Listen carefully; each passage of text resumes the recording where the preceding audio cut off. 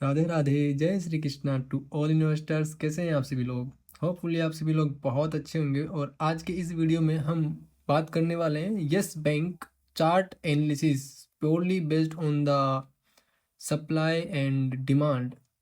इस वीडियो में हम देखने वाले हैं कि यस बैंक में हमें चार्ट में किस प्रकार से इसका बिहेवियर नज़र आ रहा है, supply demand break of structure change of character के बेसिस पे, और आने वाले समय में हमें ये किस लेवल तक जाते हुए देखने को मिल सकता है। मंथली चार्ट एनालिसिस है ये। देखिए, अगर यस बैंक में हम एक पैटर्न को देखें, एक ट्रेंड को देखें, तो हमें सबसे पहले विक नज़र आती है जब हम इसके मंथली पैटर्न्स को देखते हैं, क्योंकि अभी जो प्राइस है वो 21.79 के अराउंड चल रहा है अभी जिस जिस समय हम इस वीडियो को आप लोगों के साथ साझा कर रहे हैं। यहाँ पे सबसे पहले हमें यहाँ पे एक विक प्रेशर देखने को मिलता है इन्वर्टेड हैमर के साथ। आप कहीं पे भी जाइए, देखिए सबसे बड़ा विक प्रेशर इस कैंडल के अंदर देखने को मिला है, जो हमें इंडिकेट करता है कि सेलिंग प्रेशर देखने को मिल रहा है। लेकिन अगर हम इसको डिटेल के अंदर देखने का ट्राई करते हैं तो ये मार्केट में सिर्फ एक छलावा है। मुझे ऐसा पर्सनली लगता है। अगर हम इस वीडियो को देखें ना ध्यान से, पैटर्न को जब हम ध्यान से देखते हैं तो यहाँ पे इन्वर्टेड हैमर फेल हुआ है। ऑलराइट, फर्स्ट टाइम फेल हुआ, सेकंड टाइम भी इन्वर्टेड हैमर फेल हुआ। यानी कि जब भी इन्वर्टेड हैमर मार्केट को गिराने की कोशिश कर रहा है वो लगातार फेल होता चला जा रहा है बिना लो ब्रेक किए हुए। इस इन्वर्टेड हैमर की स्ट्रेंथ यहाँ तक थी, अगर आप ध्यान से देखेंगे तो इस इन्वर्टेड हैमर की स्ट्रेंथ यहाँ तक थी। लेकिन जब इस इन्वर्टेड हैमर ने इसको प्रीवियस इन्वर्टेड हैमर को फेल किया तो वो इसका लो ब्रेक नहीं करवा पाया, लो ब्रेक नहीं करवा पाया। एंड देन फिर मार्केट में बिना लो ब्रेक किए मार्केट में फिर से एक हाई बनता है और फिर से एक इन्वर्टेड हैमर आ रहा है, और अभी मार्केट इसी सिनेरियो के साथ चल रही है। अब उठाने वाला पैटर्न कौन सा है इसके अंदर, वो भी बड़ा इंपॉर्टेंट है। तो ये जो नीचे वाला लाइन है ये चेंज ऑफ करेक्टर की तरह बिहेव कर रहा है, क्योंकि ये लो है ना। ये जो अब यहाँ पे हमें समझना होगा कि मार्केट को उठाने वाला पैटर्न कौन है। इन्वर्टेड हैमर मार्केट को उठा रहा है, गिरा रहा है, और उठा भी इन्वर्टेड हैमर ही रहा। देखिए, इन्वर्टेड हैमर बॉटम पे है, इन्वर्टेड हैमर बॉटम पे है, और इन्वर्टेड हैमर अभी भी रिसेंटली जब बना हुआ है तो मार्केट के अंदर बॉटम पे बना हुआ है। यानी कि हम इसको एक माइनर चेंज ऑफ करेक्टर कह सकते हैं। हम इसको प्योर चेंज ऑफ करेक्टर तभी कहेंगे जब ये इस हाई को भी ब्रेक करवा देगा।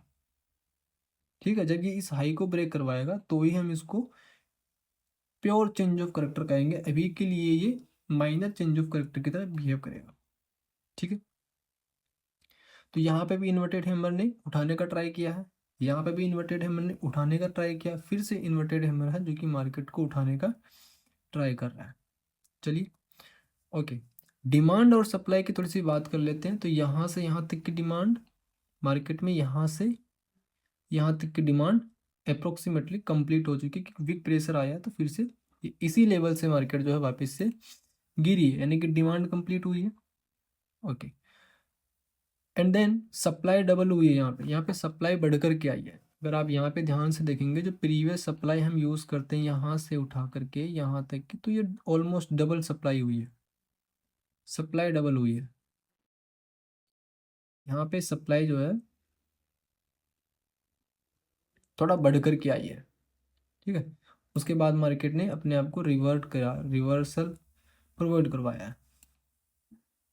और एक और बड़ी इंपॉर्टेंट चीज़ है मार्केट के अंदर, सप्लाई पूरी तरीके से कंप्लीट नहीं हो पाई है यहाँ पे। उसका कारण है कि मार्केट में सबसे पहले तो ये एक चेंज ऑफ करेक्टर था जिसको मार्केट को तोड़ना नहीं था।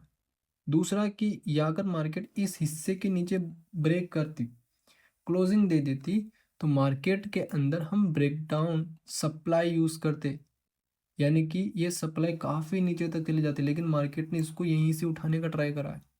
ये हमारे लिए एक पॉजिटिव पॉइंट है मार्केट में, बुलिश पैटर्न की तरह। ठीक है, ओके, हमें ये स्ट्रक्चर समझने के बाद एक बेसिकली ये आइडिया लग चुका है कि मार्केट अपने हायर हाइज में, मार्केट अपना हाई लगाती है, फिर से हाई बनाती है एंड देन अगेन चांसेस होंगे कि मार्केट अपना हाई ब्रेक करे। राइट। अब जो मार्केट में करंट हिस्सा बना हुआ ये बड़ा ही इंपॉर्टेंट और बड़ा ही इंटरेस्टिंग हिस्सा है। उसका रीज़न बताता हूँ मैं। मार्केट में एक पैटर्न बना हुआ है, यहाँ पे एक डब्लू बना हुआ है। बॉटम पे कौन सा कैंडल आया हुआ है? जो प्रीवियस जो कि मार्केट को उठाने वाला स्ट्रक्चर था वो मार्केट में बॉटम पे आया हुआ। इसका बड़ा इंपॉर्टेंट इम्पैक्ट रहेगा आपकी एनालिसिस पे। ठीक है, इसका मतलब मार्केट को हम अभी सेलिंग की तरफ कंसिडर नहीं कर सकते, हम थोड़ा सा बुलिश ही मार्केट के अंदर रहने का ट्राई करेंगे। ठीक है, यहाँ पे बड़ी इंपॉर्टेंट चीज़ क्या है? बड़ी इंपॉर्टेंट चीज़ है ये डब्लू। मार्केट एक अपना एक डब्लू क्रिएट कर रही है, डब्लू क्रिएट कर रही है और डब्लू का ब्रेकआउट कर चुकी है मार्केट। मार्केट ने यहाँ से डब्लू का एक ब्रेकआउट भी किया है। ब्रेकआउट करने के बाद मार्केट रीटेस्टिंग के लिए फिर से नीचे आई हुई है।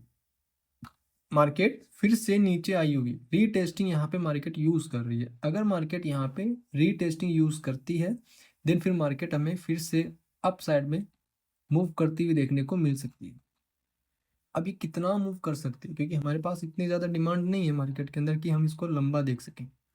तो हम क्या यूज़ कर सकते हैं बेसिकली, अगर मार्केट में चेंज ऑफ करेक्टर होता है यहाँ पे, अगर मार्केट के अंदर जैसे कि इस हिस्से पे जिस प्रकार से मार्केट अपना हाई ब्रेक कर रही है उसी प्रकार से मार्केट यहाँ पे अपना हाई ब्रेक करती है, तो हम यहाँ से एक ब्रेकआउट को कंसिडर करेंगे कि मार्केट यहाँ से अपना एक ब्रेकआउट कर चुकी है। यस, क्योंकि अगर मार्केट ने इसका हाई ब्रेक करने के लिए जाती है तो यहाँ से एक ब्रेकआउट होना ऑब्वियस है कि मार्केट ब्रेकआउट करेगी, और ब्रेकआउट करते ही मार्केट के अंदर ब्रेकआउट डिमांड यूज हो जाएगी। ब्रेकआउट डिमांड मतलब यहाँ से यहाँ तक की जो डिमांड है वो मार्केट में यूजफुल रहेगी। अब बड़ी इंटरेस्टिंग चीज है, डिमांड यहाँ तक पहुंची है, ऑलराइट, डिमांड यहाँ तक पहुंची है, लेकिन मार्केट के अंदर अगर हम इस हिस्से में देखें ना तो कोई भी ग्रीन कैंडल नहीं है, बीच में कोई ग्रीन कैंडल नहीं है। दैट मीन्स हम ये कह सकते हैं कि मार्केट अगर इस हिस्से का ब्रेकआउट कर जाती है तो प्योरली सप्लाई डिमांड इंटरचेंज हो सकती है। यानी कि ये वाली जो सप्लाई है, ये वाली जो सप्लाई है, ये वाली जो सप्लाई ब्रेकआउट करने के बाद मार्केट में यही सप्लाई डिमांड में कन्वर्ट होती हुई हमें दिख सकती है यहाँ तक। इसका मतलब मार्केट में हमें एक टारगेट मिल सकता है, एक एरिया मिल सकता है कि मार्केट किस हिस्से तक आ सकती है, यानी कि 70 से 80 के आसपास मार्केट पहुंच सकती है। अगर मार्केट ने हमारे अकॉर्डिंग बिहेव किया तो ये हिस्सा बड़ा ही इंपॉर्टेंट होने वाला है। क्यों होने वाला है? क्योंकि मार्केट के अंदर सबसे पहले कि अगर ये हैंगिंग मैन बनता तब भी ठीक है, क्योंकि एक विक रिजेक्शन मिल जाएगी हमें इस वाली कैंडल पे। लेकिन दिसंबर वाला जो मंथ है वो कंप्लीट होने वाला, कुछ ही दिन बचे। दूसरा इंपॉर्टेंट चीज कि इस कैंडल के क्लोज करने के बाद भी अगर बुलिश एंगल्फिंग यहाँ पे बन जाती है तो वो भी हमारे लिए एक पॉजिटिव पैटर्न होगा, क्योंकि ये प्योर एक रीटेस्टिंग चल रही है मार्केट की, प्योर मार्केट की एक रीटेस्टिंग चल रही है। और हम यहाँ से जो है एक ट्रेंड लाइन भी यूज़ कर सकते हैं कि इन्वर्टेड हैमर से इन्वर्टेड हैमर तक की हम एक ट्रेंड लाइन यूज़ कर सकते हैं, जहाँ से मार्केट सपोर्ट लेकर के फिर से अपने आप को राइज अप कर सकती है और ग्रो कर सकती है। ऑलराइट, तो ये एक फिलहाल के लिए इस पैटर्न के अंदर इस चार्ट एनालिसिस में मुझे इतना ही कुछ दिख रहा है, इससे ज़्यादा कुछ दिख नहीं रहा है।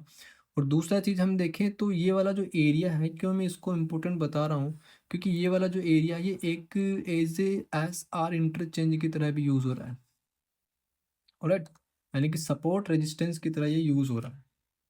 हम इसको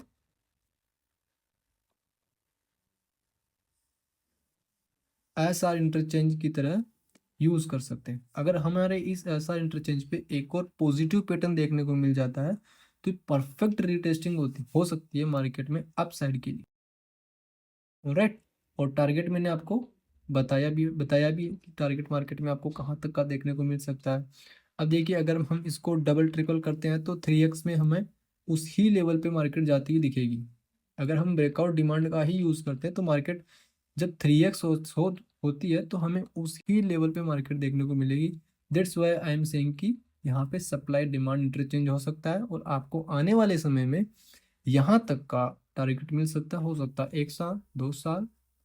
लेकिन अगर माइनर चेंज ऑफ करेक्टर्स नहीं होते हैं, ब्रेक ऑफ स्ट्रक्चर्स होते हैं, तो ही उस कंडीशन के अंदर ये सारी चीज़ें इम्प्लीमेंट हो सकती है। राइट, तो हमें वेट करना है अभी कि यहाँ पे पैटर्न क्या हमें देखने को मिलता है, वो सबसे इम्पोर्टेंट है। अगर बुलिश एंगल्फिंग आती है दैट्स गुड, एंड अगर यहाँ पे हैमर बनता है तो भी बहुत अच्छा है।